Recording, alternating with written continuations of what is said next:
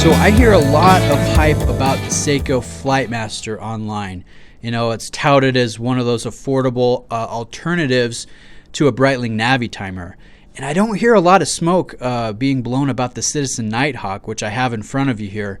And in my opinion, this is the one that I like the most. This makes a great grab and go watch at the price point. It's got a lot of good features and details that I just find really attractive. Random Rob sent this one in. This is his personal watch. So big shout out to Robert. I'll put a link to his channel in the description. And I'm excited to share it with you guys today. This one's pretty sweet, at least this Blue Angels version.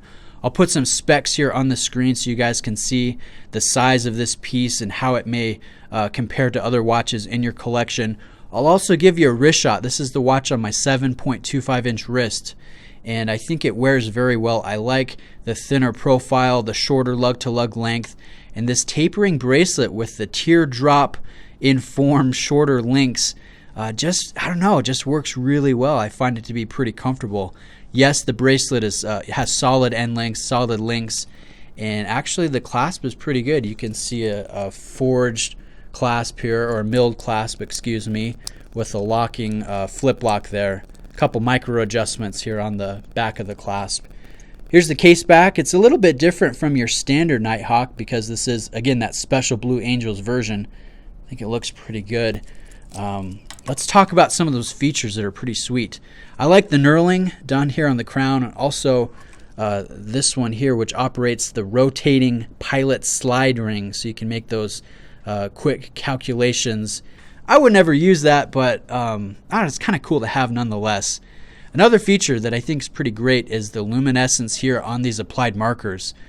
Citizen kind of takes the back seat to Seiko. You know, everyone talks about LumiBrite, and I think LumiBrite is the best. But Citizen isn't too far behind with their formula. It's a blue formula, as you can see, and this glows pretty well. It lasts quite a while. We have a date aperture at the 3 o'clock position. It's framed. It's nice and deep. And I think overall it just looks really sharp. So this watch has the caliber B877. This is an Eco Drive caliber, so it's powered by light. Any light, sunlight or artificial light. And it's a very accurate, very well made in-house quartz movement that I think is it's pretty good. I like the extra complication here with the 24-hour scale, which I haven't seen done like this on any other watch. I think that's very unique. I like the bicolor, the white and the yellow. The yellow is a theme throughout this watch. You have the Blue Angels banner, of course the seconds hand, a little bit in the slide ring, and that marker above the 12 o'clock Arabic numeral. So really cool watch. Nice bracelet, nice value. I would say the standard Nighthawk, the $200 version that you can find, is just a great grab and go piece. It's affordable, it's well made.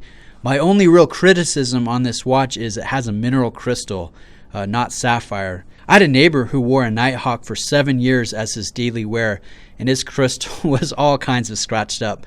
So if Citizen, if you're listening, please put a sapphire crystal in your standard Nighthawk. That would be so great. It would enhance the functionality of what's already a very functional, very well-built watch. And I will be first in line to buy one as soon as that's available, because I think that would be a great upgrade. Other than that, it's a real solid watch. Big thanks to Robert for lending it in. Let me know if you guys have any questions. I'm more than happy to try and help, and I'll catch you guys in the next video. Cheers.